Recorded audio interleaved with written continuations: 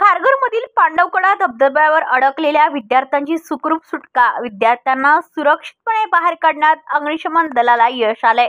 पावसाचा आनंद घेण्यासाठी गेलेले विद्यार्थी अडकून पडलेले होते.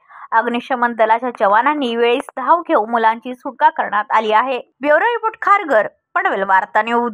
आपल्या परिसरातील बातम्या आमच्यापर्यंत पोहोचवण्यासाठी स्क्रीनवर दिलेल्या क्रमांकावर संपर्क साधू शकता.